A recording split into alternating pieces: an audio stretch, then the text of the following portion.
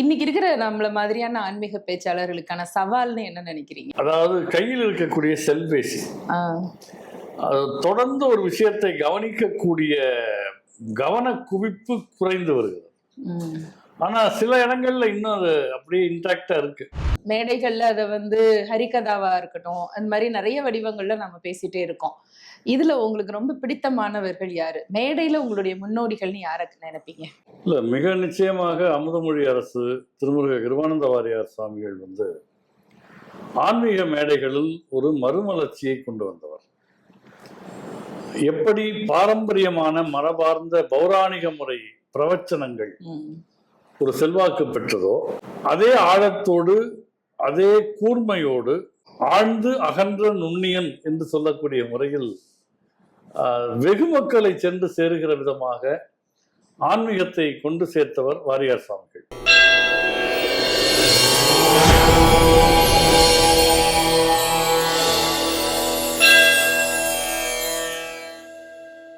தெய்வீகத்தன்மை உள்ள மொழி நம்ம தமிழ் மொழி. இத சங்கம் வைத்து இறைவன் வளர்த்தார் அப்படிங்கிறது நம்மளுடைய புராணங்கள், செய்திகள் இருக்கு. அப்படியே இந்த சங்கம் வைத்து தமிழ் வளர்த்த அந்த அருளாளர்கள்ல அகத்திய முனிவர் ரொம்ப முக்கியமானவர் இல்லையா? அகத்திய முனிவரை பற்றி கம்பர் குறிப்பிடுற அந்த இடம் உங்களுக்கு எப்படி பிடிக்குமா? 2-3 இடங்கள்ல சொல்றாரு. இன்று மூல திந்தமிழில் இயம்பி இசை கொண்டான்கிற தமிழ் பாடி புகழ் கொண்டவர் அகத்தியரை சொல்றார். ராமபெருமான் போனதுமே அகத்தியரை முதல்ல விழுந்து வணங்குகிறார். அது நின்றவனை நெடியவன் வணங்கினான்கிறார். அப்புறம் விழுந்து கும்பிட்டவன் உயரமானவர்னா என்ன அர்த்தம்? நின்றவருக்குள்ளமானவர்னு அர்த்தம்.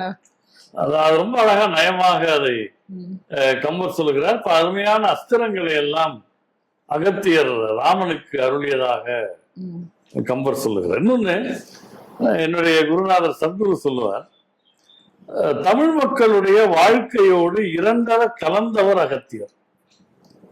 நம்ம உட்காருகிற முறை, சாப்பிடுகிற முறை, பேசுகிற முறை, இது எல்லாமே அவர் தான் வடிவமைத்தார். இன்னைக்கு நீங்க எந்த கிராமத்துக்கு போங்க, இது அகத்தியர் பூஜித்த கோயில், அகத்தியர் பூசித்த லிங்கம், அகத்தியர் தங்கியிருந்த இடம் 4 இடம் காட்டுவாங்க. அப்ப எல்லார் வாழ்க்கையோடும் அவருக்கு ஒரு தொடர்பு இருந்திருக்கு. தமிழ் முனிவர் அப்படின்னாலே அகத்தியர் தான் நம்ம சொல்றோம். குருமுனி, கலசமுனி எப்படின்னாலும் அது தமிழ் முனி. அவரு கும்பமுனி. ராமாயணத்துல இது மாதிரி தமிழ் முனிவர்களுடைய அந்த கொட்டேஷனை கம்பன் சேர்த்ததுல ஏதாவது ஒரு சூக்ஷ்மம் இருக்கும்னு நீங்க நினைக்கிறீங்களா? இல்ல, அதாவது அது நிகழ்ந்திருக்கக்கூடிய வரலாறு தான். ராமன் வனவாசம் வந்த போது, இப்ப கிஷ்கிந்தை பகுதி இப்ப கர்நாடகா பக்கத்துல இருக்கக்கூடிய ஒரு ஊர்னு சொல்லுவாங்க. அது இன்னைக்கும் இங்க குரங்குகள் அதிகம்பாங்க. அந்த மாதிரி அவருடைய பயண போக்குகளை பார்த்திருக்க வாய்ப்பு இருக்குதுதான். அது கம்பன் நமக்கு தெரியறதுக்காகவே தான் குறிப்பிட்டிருக்கிறாருன்னே வச்சுக்கலாம். அப்படியேதான் ராமாயணம்னு பேச வரும்பொழுது இது அங்க வால்மீகிக்கு தான் ஏதோ முழுக்க பேட்டன் ரைட் இருக்கிற மாதிரியும், நம்ம அதை ஏதோ எடுத்துக்கொண்டு இங்க கம்பன் ஆக்கின மாதிரியும் ஒரு தேசிய காப்பியம் அப்படிங்கிறதுல உங்களுக்கு ஏதாவது மாறுபட்ட கருத்து இருக்கா? உண்மைதானா? எப்படி அதை தேசிய காப்பியம் சொல்லலாம்? இல்ல, தேசம் முழுக்க நடைபெற்று கொண்டிருக்கிற காப்பியம் தான். இன்னைக்கும் தேசம் முழுவதும் ராமாயணத்துக்கு என்று பல்வேறு வடிவங்கள் உண்டு. இப்போ கம்பராமாயணத்தை கற்றறிந்தவர் குமரகுருவர சுவாமிகள். அவர் காசியில் போன போது இந்துஸ்தானி மொழியில ராமாயணத்தை, கம்பராமாயணத்தை பேசியிருக்கிறார். அதை அங்க கேட்ட தாக்கத்துல துளசிதாசர் ராமாயணம் எழுதினார். இதெல்லாம் ஒரு தேசிய பாரம்பரியத்துக்குரிய அடையாளங்கள். இங்கிருந்து அங்கு போவதும், அங்கிருந்து இங்கு வருவதும். கேரளாவை எடுத்து சென்ற ராமாயணம். இப்படி ராமாயணம் நம்ம தேசத்தினுடைய ஒரு பெரிய அடையாளம். ஆனால் இப்பவும் அதை பிரிச்சு பாக்குற தன்மை அதிகமா இருக்குது இல்லையா? அவங்களுக்கு என்ன பதில் சொல்லுங்க? ராமாயணமும் பாரதமும் நமக்கு தேவையில்லைப்பா, நிறைய அதுல புனைவுகளா இருந்துட்டு இருக்கு அப்படின்னு சொல்றவங்களுக்கு என்ன பதிலா சொல்லுவீங்க? இல்ல, அதாவது நமக்கு சாத்தியம் இல்லாததை புனைவுன்னு சொல்லிட முடியாது. நம்முடைய குறுகிய அறிவு, குறுகிய திறமை, குறுகிய சக்தி, இதனால் என்னால ஒரு செயலை செய்ய முடியலன்னா அப்படி செய்யவே முடியாது, வாய்ப்பே இல்லைன்னு சொல்றது முட்டாள்தனம், அறியாமை. என்னால முடியாதுன்னா யாராலையும் முடியாது. அந்த அறியாமை தான் அப்படி வெளிப்படுது. அதனால இதுக்கான வாய்ப்புகள்ங்கிறது முழுக்க இதிகாசம்னா இங்க நடந்தது, இது நடந்தது அப்படியேதான். மிக பழமையும் பாரம்பரியமும் கொண்ட நம்முடைய தமிழ் மொழி அதனுடைய மேடை பேச்சுக்கலை அப்படிங்கிறது ரொம்ப தனித்துவமான ஒண்ணு இல்லையா? இதுல ரொம்ப காலமா மேடைகள்ல அதை வந்து ஹரிகதாவா இருக்கட்டும், அந்த மாதிரி நிறைய வடிவங்கள்ல நம்ம பேசிட்டே இருக்கோம். இதுல உங்களுக்கு ரொம்ப பிடித்தமானவர்கள் யாரு? மேடையில உங்களுடைய முன்னோடிகள்னு யாரை நினைப்பீங்க? இல்ல, மிக நிச்சயமாக அமுதமொழி அரசு திருமுருக கிருபானந்த வாரியார் சுவாமிகள் வந்து ஆன்மீக மேடைகளில் ஒரு மறுமலர்ச்சியை கொண்டு வந்தவர். எப்படி பாரம்பரியமான மரபார்ந்த பௌராணிக முறை பிரவச்சனங்கள் ஒரு செல்வாக்கு பெற்றதோ, அதே ஆழத்தோடு அதே கூர்மையோடு ஆழ்ந்து அகன்ற நுண்ணியன் என்று சொல்லக்கூடிய முறையில் வெகு மக்களை சென்று சேருகிற விதமாக ஆன்மீகத்தை கொண்டு சேர்த்தவர் வாரியார் சுவாமிகள். குறிப்பாக நாத்திக இயக்கம் மெல்ல மெல்ல மேலோங்கி தலையெடுத்த காலத்தில் அதற்கு மிகச்சரியான பதிலடியை தந்தவராக, மக்களின் நம்பிக்கையை தக்க வைத்துக் கொள்வதற்காக ஊரூராக பயணம் செய்த ஒரு பெரிய ஆன்மீக தொண்டராக, அருளாளராக வாரியார் சாமிகள் விளங்கினார். அவரும் கவிதை ஆற்றல், பேச்சாற்றல், கர்நாடக இசை ஆற்றல் என பல்வேறு திறமைகள் கொண்டவராக விளங்கினார். அந்த மாதிரியான கலவையில் ஒருவர் கிடைப்பது அரிது. அது மறுபடியும் இன்னொரு வாரியாருக்கு வாய்ப்பில்லையோ என்கிற எண்ணத்தை தான் நாம் கொள்ள வேண்டியிருக்கிறது. இரண்டாவது, அவரிடம் இருந்த தர்க்கபூர்வமான சிந்தனை, உடனடி நகைச்சுவை, இவையெல்லாம் சேர்ந்து ஒரு 3 மணி நேரம் 4 மணி நேரம் ஒரு திரைப்படம் பார்த்த உணர்வை ஒரு ஒற்றை மனிதரால் செய்ய முடிந்தது. அது வாரியார் சுவாமிகளுடைய வெற்றியின் மிகப்பெரிய ஒரு அம்சம். நீங்க சொன்ன மாதிரி ரொம்ப நேரம் ஒருத்தருடைய பேச்சை கேட்க வைக்கிறதுங்கிறதே பெரிய விஷயம். அது இன்னைக்கெல்லாம் வந்து நிமிடக்கணக்குல நொடிக்கணக்குல போயிட்டு இருக்க போது, மேடையில ஒரு வயதான பெரியவர் அவர் கழுத்துல ஒரு மாலையை போட்டு அப்படியே உட்காந்து பேசுறத நம்ம எல்லாம் கண் கொட்டாம பார்த்து அப்படியே உள்ள கிரகிச்சுக்கிட்ட அந்த அதிசயங்கள் நடந்தது. அவருடைய அந்த பயணங்கள்ல வந்த சிரமங்கள் பற்றி அந்த வரலாறு ஓரளவுக்கு உங்களுக்கு தெரிந்திருக்கும்னு நினைக்கிறேன். இன்னைக்கு தலைமுறையினருக்கு ஒரு மேடை பேச்சாளனாக, என்ன நீங்களும் அந்த துறையில இருக்கிறதுனால அவருடைய அந்த ஒரு நமக்கு ஒரு ஆதர்சமான முன்னோடி இல்லையா அவரை பற்றி அந்த மேன்மையை சொல்லுங்க. இல்ல, நானே கண்ணார பார்த்த ஒரு சம்பவம். கோவையில் சித்தாபுதூர் பகுதியில் அந்த VKK மேனன் சாலைன்னு ஒன்று இருக்கு. அந்த முனையில ஒரு விநாயகர், முருகர், ஆஞ்சநேயர் கொண்ட ஒரு கோயில் இருக்கு. அந்த கோயிலுக்கு வெளியில ஒரு பெரிய பந்தல் போட்டு சாமி வந்து கர்ணனை பற்றி பேச அழைத்திருந்தார்கள். கும்பாபிஷேகம். வாரியார் சாமி பேச ஆரம்பிச்சு ஒரு 1/2 மணி நேரத்துல கடும் மழை. அங்க யாராலையும் உட்கார்ந்து கேட்க முடியாத ஒரு தன்மை. சாமி கோயிலுக்குள்ள உட்கார்ந்து பேசுங்க சாமின்னு கூட்டு போனாங்க. முழுக்க அங்க ஒலிபெருக்கியெல்லாம் மாற்றி அதுக்கு ஒரு 15 நிமிஷம் இருந்துச்சு. 6 ரூபாய் உட்கார்ந்து அங்க விநாயகர், முருகர், ஆஞ்சநேயர் இருப்பதை பார்த்து விட்டு, இப்பொழுது நான் விநாயகர் பெருமையும், முருகன் அருமையும், ஆஞ்சநேயர் மகிமையும் என்று பேசுவதற்கு மேற்கொள்ளுகிறேன் அப்படின்னு அது ஒரு 15 நிமிஷம் பேசிட்டு இருந்தார். அதுக்குள்ள மழை விட்டுருச்சு. அது கொஞ்சம் இயல்பான யதார்த்தமான மனிதர்கள் தானே. சாமி மறுபடியும் பந்தலுக்கே போலாம் சாமி. எந்த ஒரு பேச்சாளரும் ஒத்துக்க மாட்டாங்க. கோபம். இவர் அடுத்த வினாடி, பெரியவர்களே பந்தலுக்கு போனால் இன்னும் நிறைய பேர் கேட்கலாம் என்று விரும்புவதால் நான் மறுபடியும் பந்தலுக்கு வருகிறேன், மறுபடியும் கர்ணன் ஆரம்பிச்சு பேசுறாரு. இந்த எளிவந்த தன்மைங்கிறது இப்ப இன்னைக்கு வந்து பல பேச்சாளர் வந்து ஒரு சின்ன குறுக்கீடு வந்தா கூட அந்த நிகழ்ச்சியை ரத்து பண்ணிடுவாங்க. ஆனால் அங்க பேசி இங்க பேசி மறுபடியும் அங்க போய் பேசி அந்த அளவுக்கு அமைப்பாளர்களோடு ஒத்து போகக்கூடிய ஒரு தன்மை உள்ளவர். ஒரு இடத்துல வந்து ஒரு 10 நாள் அவர் வந்து ஒரு ராமாயணம் சொல்லுகிறாருன்னா, முதல் நாள் ஒரு சந்தன மாலை போட்டார். அவர் என்ன பண்ணார், முதல் நாள் கூட்டம் முடிந்து பாருங்க, 10 நாள் நான் பேசுறப்ப நீங்க மாலை போடுவீங்க, 10 மாலைகள் வாங்கி வீணடிக்காதீர்கள், இதே மாலையை திரும்ப போடுங்கன்னு அது அமைப்பாளர்கிட்ட கொடுத்துட்டு போன ஒரு கதையெல்லாம் உண்டு. அந்த அளவுக்கு பிறர் சிரமம் அறிந்தவராக அவர் விளங்கினார். மேடையில போல சமையல் குறிப்புகள்லாம் ரொம்ப சுவையா சொல்லுவார். ஆப்பிள் பஜ்ஜி, அன்னாசிப்பழ ரசம், இலைக்கு ஒரு ரசம், குடிக்க ஒரு ரசம், இலைக்கு ஒரு பாயசம், குடிக்க ஒரு பாயசம். அந்த மாதிரி ஒரு அவர் சொல்றதெல்லாம் நீங்க குறிச்சு வச்சாலே ஒரு பெரிய நல்ல சமையல் கலை தெரிந்தவர். வாரியார் சாமி அருமையாக சமைக்கக்கூடியவர். வாழ்க்கையை அனுபவித்து வாழ்ந்தவர். ரசனையா பயணங்களால் வரக்கூடிய சிரமங்கள், அது பெரியவங்கெல்லாம் சொல்லுவாங்க, அவர் இவ்வளவு ஆண்டுகள் பயணம் செய்து ஒரு விபத்து கூட சந்தித்ததில்லை. ஏன்னா அவர் கிளம்புகிற போது அவர் செய்கிற பூஜை, அவர் வந்து முன்வரிசையில் உட்காந்து இரவு பயணம்லாம் முன்வரிசையில் உட்காந்துக்கிட்டு முருகா முருகா முருகான்னு திருநீர் பூசிட்டே இருப்பாராம். அப்பப்போ ஓட்டுநருக்கு பூசி விடுவாராம், முருகா முருகா முருகா. நல்ல புத்தியோட ஓட்டு. அது அவருடைய தவ பலன் ஒன்று. இன்னொன்று, அவருக்கு கிடைத்த பணத்தை எல்லாம் குழந்தைகள் படிப்பதற்காகவும் ஆலய திருப்பணிகளுக்காகவும் செலவிட்டார். அவரளவுக்கு திருப்பணிகள் செய்தவர்கள் வந்து கிடையாது. நிறைய பேச்சாளர்கள் அவங்களுக்கு சன்மானம் தரதான் திருப்பணி நினைச்சிட்டு இருக்காங்க. நீங்கள் திருப்பணி செய்யுங்க, எனக்கு கூப்பிடுங்க அப்படின்னு. ஆனா வாரியார் சாமி வந்து அதுக்கு நேர் எதிர்நிலையிலே பெரிய அருளாளர். ரொம்ப சாத்வீகமான மனிதர். ஆனால் அவருக்கு வந்த எதிர்ப்புகளை எல்லாம் ரொம்ப உறுதியா எதிர்கொண்டார் இல்லையா? அதை பற்றி உங்களுக்கு தெரிந்த செய்தி? இல்ல, அவரை தாக்குவதற்கு கூட முற்பட்டார்கள். அவர் ஏதோ ஒரு விஷயம் சொன்னார், அது ஒரு குறிப்பிட்ட தலைவரை சொல்கிறதுன்னு. ஆனா அவர் அதை பற்றியெல்லாம் கவலைப்படாமல் தனக்கு வந்த எதிர்ப்புகளை தாண்டி மேடைகளை விட்டு கொடுக்காமல் தான் கொண்ட கொள்கையை மேடைகளை என்னைக்கும் விட்டு கொடுத்ததில்லை.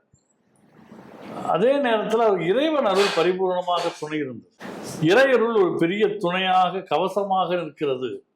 உங்களுக்கு வேலுவகுப்புல வரும், தனித்து வழி நடக்கும் எனது இடத்தும் ஒரு வளத்தும் இருபுறத்தும் அருகடுத்து இரவு பகல் துணை அது ஆகும்னு வேலை சொல்லுவார். அது அவர் வாழ்க்கையில உண்மையாகவே கண்கூடாக கண்டது.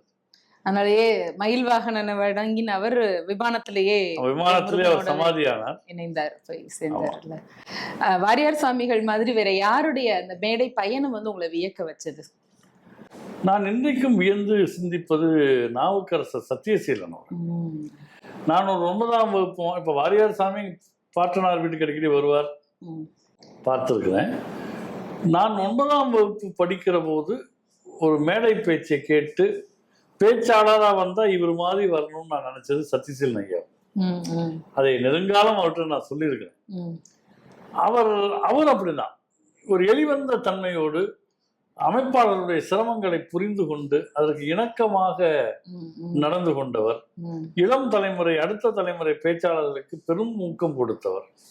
அவங்கள தனக்கு சமமாக நடத்தியே அவங்கள வளர்ப்பார். இறுதி காலம் வரைக்கும் தீபாவளி பொங்கல் அன்னைக்கு அவர்கிட்ட இருந்து தொலைபேசி அழைப்பு வரும் நமக்கு. நேரடியா அதை அனுபவிச்சிருக்கேன். என்னுடைய 73வது புத்தகம் வரைக்கும் கூட இருந்தாருன்னு நினைக்கிறேன். அப்ப நான் தொலைபேசியில் அழைத்தால் எப்ப 100வது புத்தகத்தை வெளியிட போறீங்க, அதுக்குதான் காத்திருக்கேன் அப்படிம்பார். நான் சொல்லுவேன், ஐயா நீங்க ரொம்ப நாள் இருக்கணுங்கிறதுனால தான் அந்த புத்தகத்தை தள்ளி போட்டுட்டு இருக்கேன் அப்படிம்பேன்.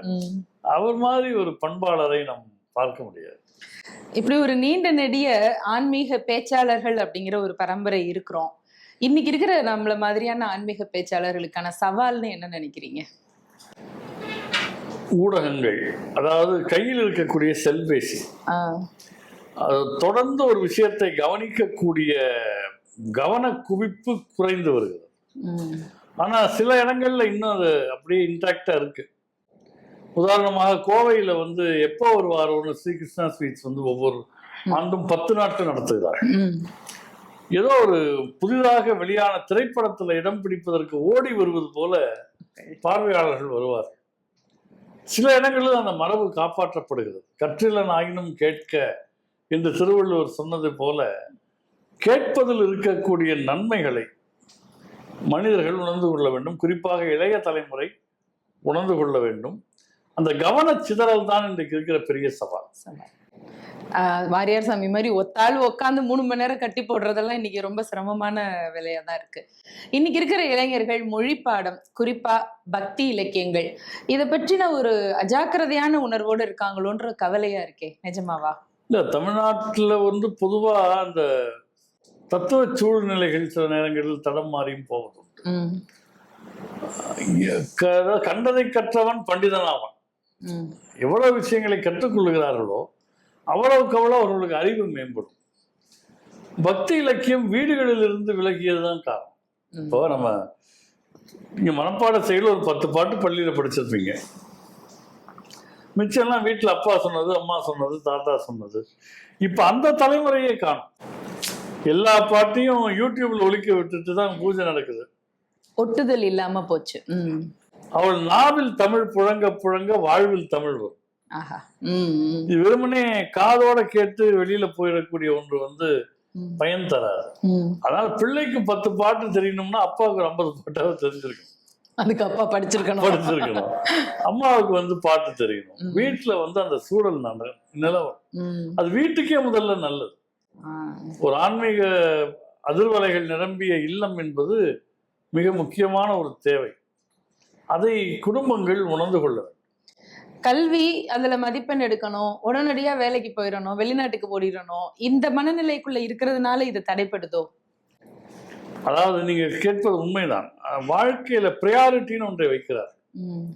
ஆனால் அது ஒன்று மட்டுமே வாழ்க்கையில் பல்வேறு அம்சங்களினுடைய கூட்டுக்கலவைதான் வாழ்க்கை.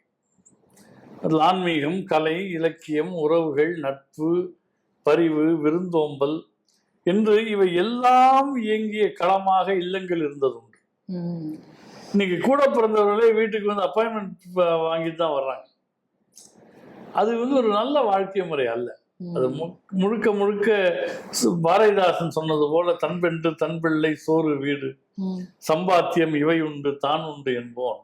சின்னதொரு கடுகை போல் உள்ளம் கொண்டோம். அந்த கடுகை துளைத்து நம்ம கடலை புகுத்துறோம்.